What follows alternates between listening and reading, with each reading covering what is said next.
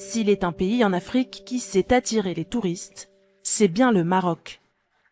Avec ses 10 millions de visiteurs par an, ce pays du Maghreb est le champion continental du tourisme devant l'Afrique du Sud et l'Égypte.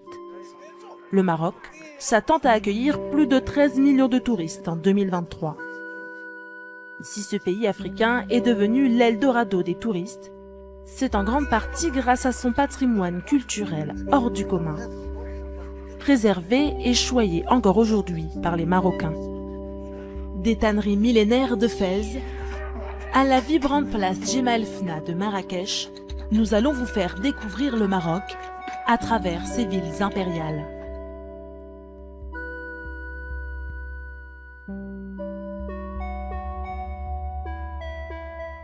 Notre périple commence au versant du Moyen Atlas, dans le nord du Maroc. C'est ce qu'on appelle Fès El Bani, l'ancien Fès du 9e. Fès, surnommée la reine du Maghreb, est une ville fourmillante d'1 300 000 habitants. Il faut se perdre dans les dédales de sa médina, la plus grande du Maroc, pour découvrir les artisans qui font la réputation de la ville. Ici, on vend babouches, céramiques et étoffes précieuses, dont certaines sont confectionnées en plein cœur du souk. Dans cet atelier, on fabrique des tissus en sabra, une soie végétale produite à partir de l'agave, une plante cultivée dans la région. Nous, on travaille avec les fils de cette plante-là. Et cette plante-là, en général, ça devient de cactus. Ça devient doux et brillant. Et solide aussi, et lavable. Voilà. Traitée et teinte, cette soie végétale donnera un fil brillant et solide qui sera incorporé par les tisserands à leurs ouvrages. Ici, on continue d'employer les techniques traditionnelles. Ça, c'est un travail de génération par génération.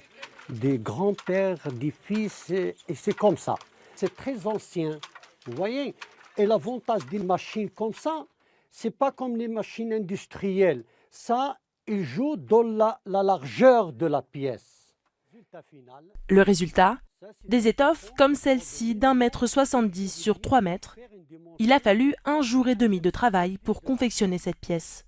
Ça, chez nous, on l'utilise pour faire une djellaba. La partie brillante, c'est la soie de l'agave. OK? Et ça, au milieu, c'est coton.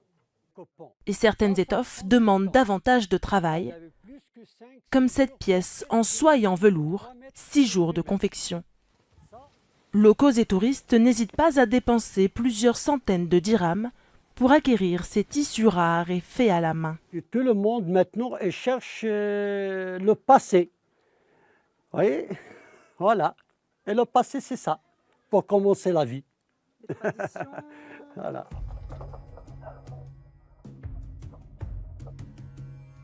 Voyager à Fès, c'est voyager à travers les siècles. En plein cœur de la Médina, un lieu comme figé dans le temps. Des hommes déambulent tels des funambules entre ces cuves appelées vases où sont mis à tremper des peaux d'animaux. Ici, ces hommes, des tanneurs, fabriquent du cuir depuis un millénaire. Nous sommes dans la coopérative Chouara, la grande coopérative de cuir de Fès. Comme vous pouvez le voir, on fait de la peau de vache, de la peau de chameau, de la peau de mouton, de la peau de chèvre. On fait les 4 peaux ici. À l'intérieur des vases, un mélange de chaux et d'ammoniac, dégageant une forte odeur qui ne semble pas décourager les touristes. Ces derniers sont venus pour admirer le cadre pittoresque, mais aussi pour se procurer le fruit de ce savoir-faire, ces sacs et ces vestes aux couleurs vives qui font la fierté des artisans. Ça, c'est de la peau retournée. Quand vous approchez une flamme, vous voyez, ça ne s'enflamme pas. Et c'est pareil avec l'eau. La pluie, ça tombe. Elle glisse dessus. C'est imperméable. Regardez. Fès, capitale artisanale, mais aussi spirituelle. Fondée il y a 1200 ans, elle est la plus ancienne des 4 cités impériales du Maroc, ces villes ayant tour à tour abrité des dynasties royales musulmanes. C'est le cas de Meknès, fondée au XIe siècle par la dynastie almoravide. Comme dans toutes les villes impériales, l'héritage du passé y est omniprésent. Derrière les remparts qui protègent farouchement le centre historique, se cache un joyau de l'architecture islamique. Le mausolée du sultan Moulay Ismaïl, qui a érigé la ville au rang de capitale au XVIIe siècle. Chaque jour, des centaines de touristes se pressent à l'intérieur de ce monument, dont chaque centimètre carré est recouvert de faïences multicolores. Un art décoratif qui continue de faire la renommée de la région. C'est dans des ateliers comme celui-ci que se perpétue ce savoir-faire né entre le 8e et le 10e siècle. Le zélige, c'est le nom de ces pièces d'argile concassées afin d'obtenir des formes décoratives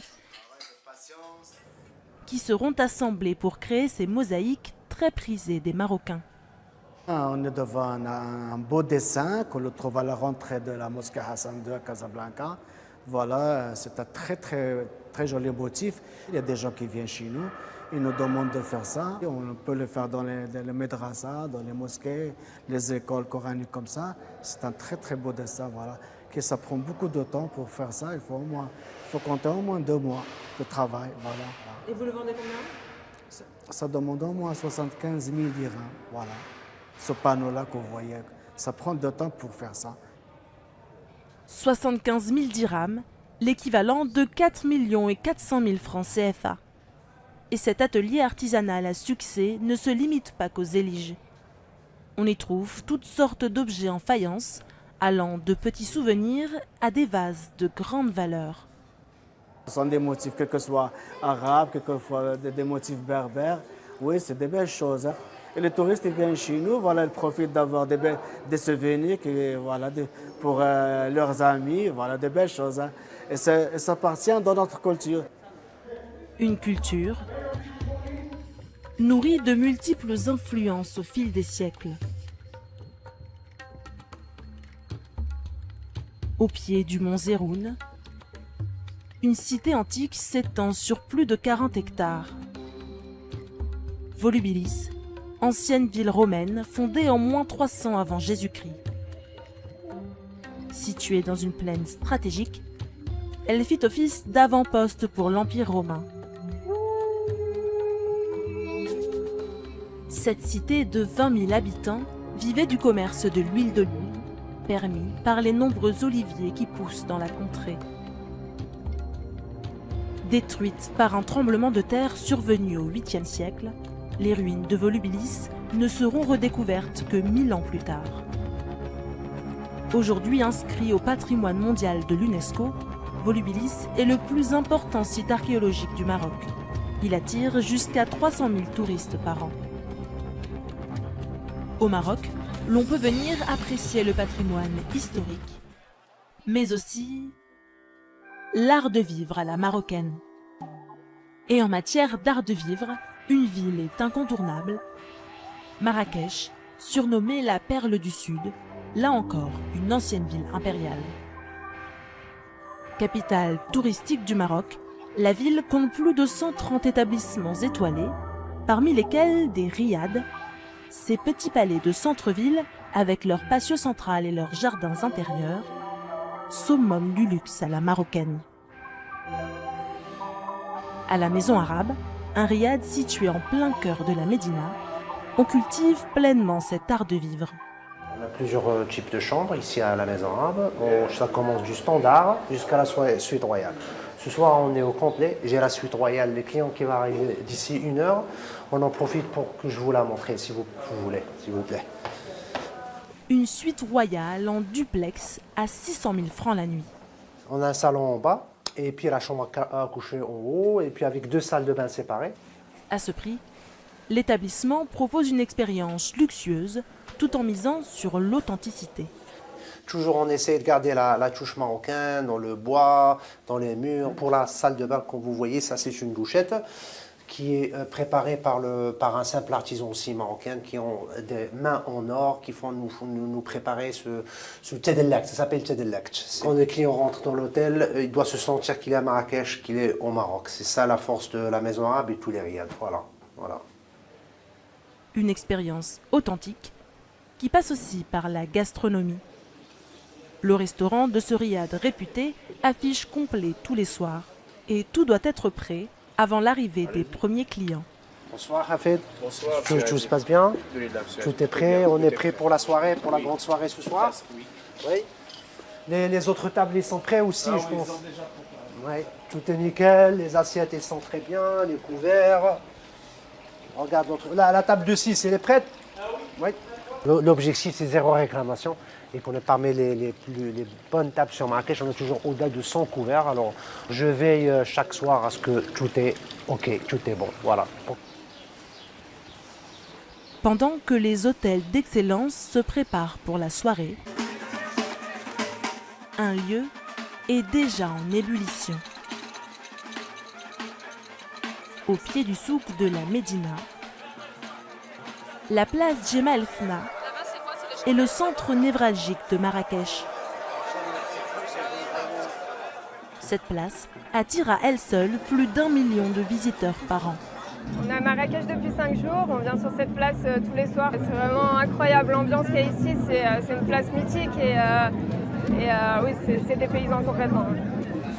Chaque soir, la place se transforme en un véritable restaurant à ciel ouvert où l'on vient déguster brochettes, kefta, salade marocaine et autres spécialités.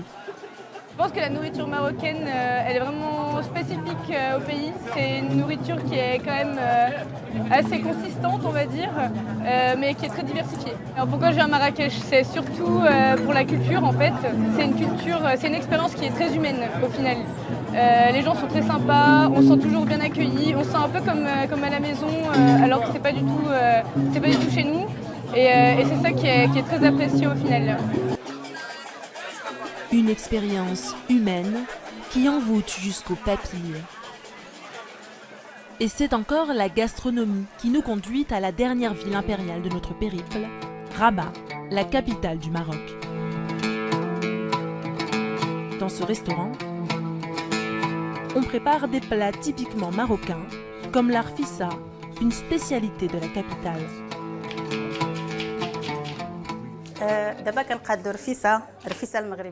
Je suis en train de préparer l'arfissa, une spécialité de chez nous. On a besoin d'oignons, de poulet, de persil, de différentes épices et aussi de fèves. Pour assaisonner son poulet, la cuisinière ne lésine pas sur les épices. Et une en particulier est propre à la préparation de l'arfissa. Ça, c'est du hazel hanout. On l'utilise exclusivement pour l'arfissa. C'est un mélange d'épices que l'on ajoute en dernier pour que cela donne un goût différent. Si vous le sentez, vous verrez que c'est une épice qui sent bon, mais qui n'est pas forte du tout. Après 45 minutes de cuisson, le poulet est dressé sur de fines lamelles de galettes de blé et décoré selon la tradition. Car l'arfissa est intimement lié à l'histoire des familles marocaines. Dans la tradition, l'arfissa est un plat cuisiné pour les jeunes mères, afin qu'elles reprennent des forces après l'accouchement.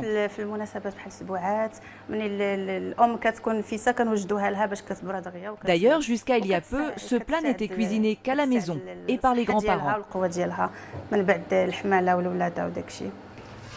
Aujourd'hui, le plat est sorti des cuisines familiales et a fait son entrée dans les restaurants de la capitale.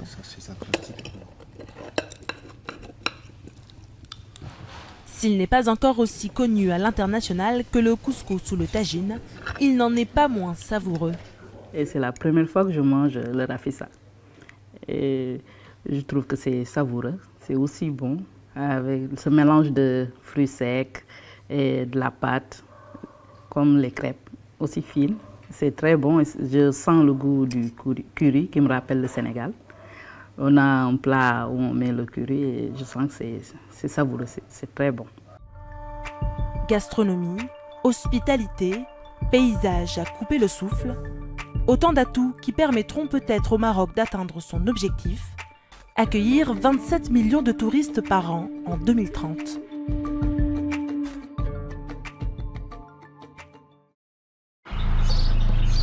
Au pied du Haut Atlas marocain, dans la vallée du Dadès, chaque printemps, ces plaines ocre et verdoyantes se couvrent de roses.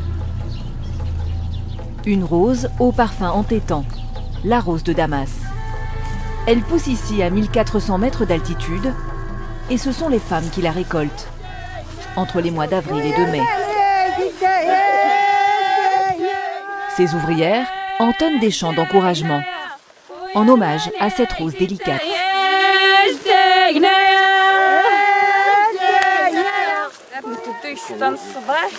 Nous venons pour travailler à 6 h du matin jusqu'à 13 h. Les roses, nous les récoltons comme ça. Cette année, la récolte est faible, mais nous remercions Dieu, nous travaillons quand même, tant bien que mal. Cela fait 5 ans que Vardia réalise ce travail saisonnier. Comme les cueilleuses de son équipe, elle est payée au kilo, en fonction de ce qu'elle ramasse.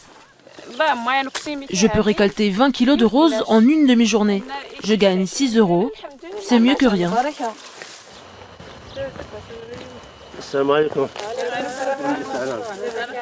Tijani Sophie dirige cette coopérative, l'une des plus importantes de la région. Sa famille exploite la rose depuis plusieurs générations. Elle possède 20 hectares de rosiers dans la vallée. L'histoire de la rose de Damas dans cette région, ça monte très longtemps dans le passé. Apparemment, c'est les pèlerins qui l'ont ramené au hauteur de la Mecque. Elle a trouvé le climat idéal ici pour pousser. Ça s'appelle ça la reine des roses. Et c'est très utilisé dans le cosmétique, dans l'huile essentielle aussi, dans les parfums. Cette rose au parfum puissant est à la source d'une économie florissante. Chaque année, le Maroc en produit près de 3000 tonnes, faisant du royaume le 3e producteur mondial derrière la Bulgarie et la Turquie. Le secteur emploie près de 11 000 personnes. Un trésor naturel, transformé sur place, pour en extraire un élixir qui vaut de l'or.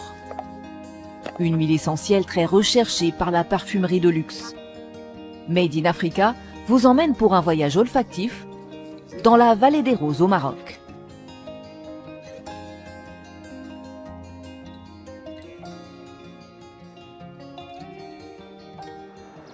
Kela Temgouna, capitale de la rose marocaine.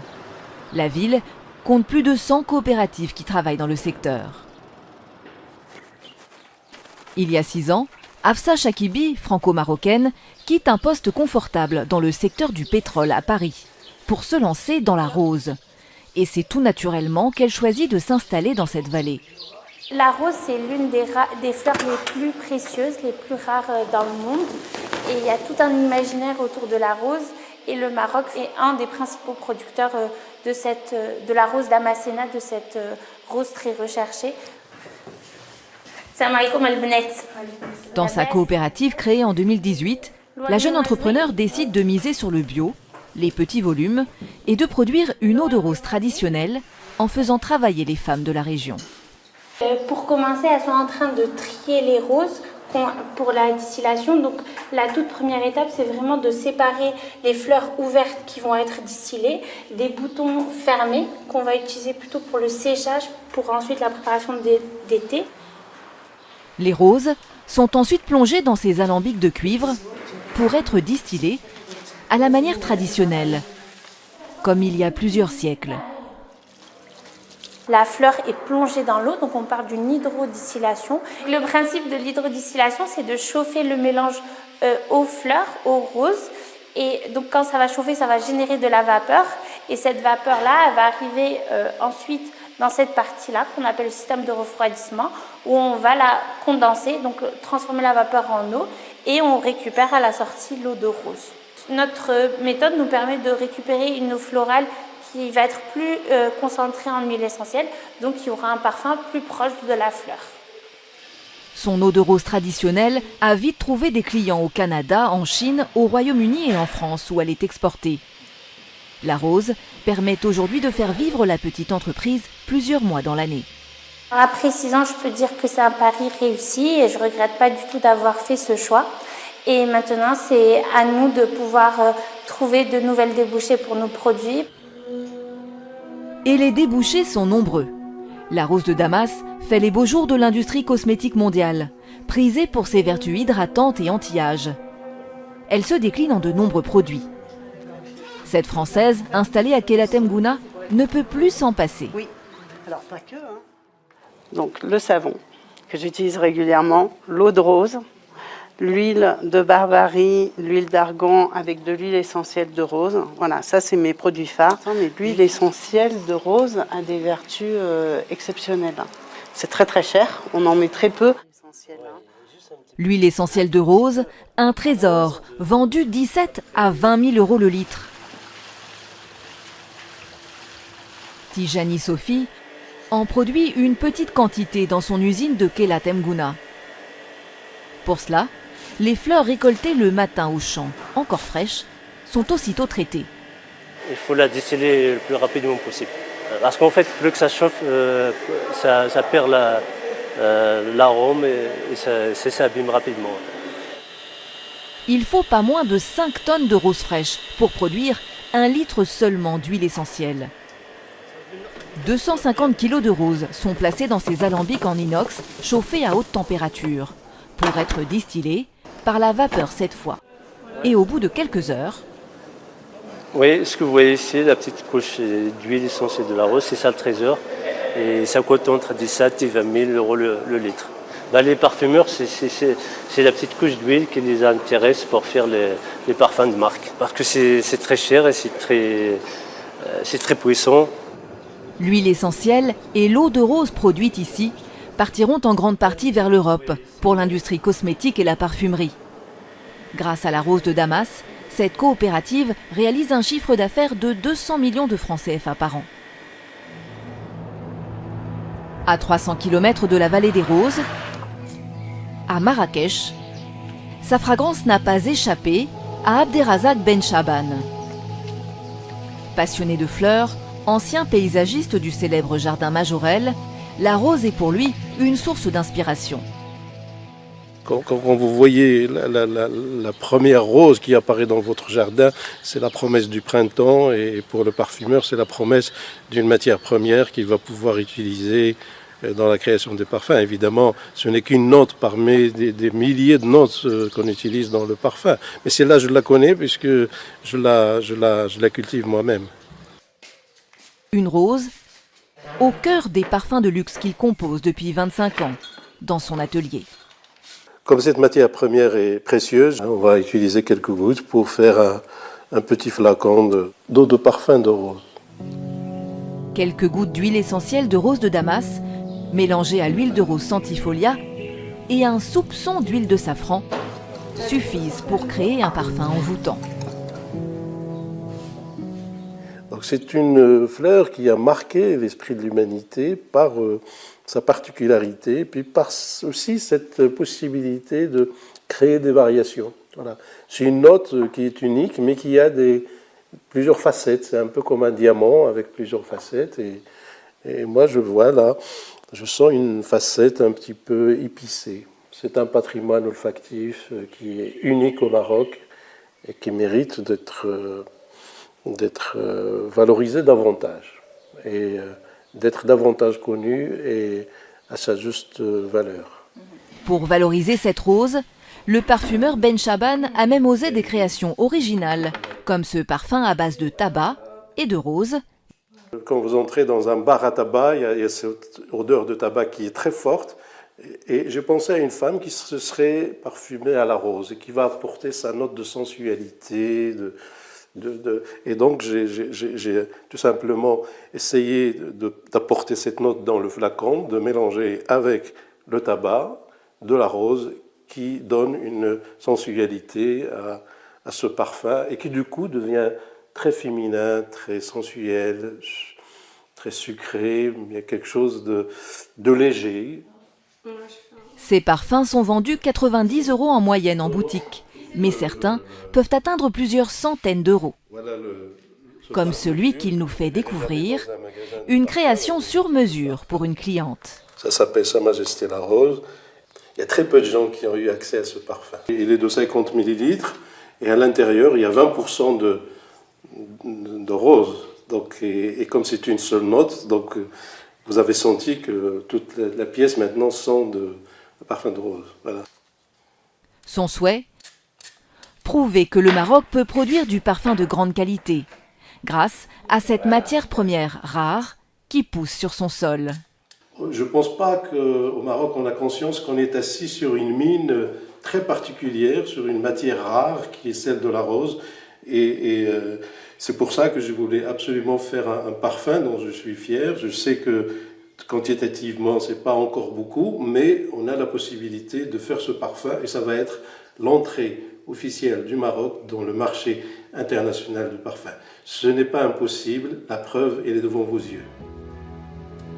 Un marché international du parfum qui a de beaux jours devant lui. Sa taille, estimée à 48 milliards de dollars en 2023, devrait passer à 77 milliards d'ici 2032. La rose de Damas, cultivée dans la vallée des roses marocaines, y est sans doute pour quelque chose.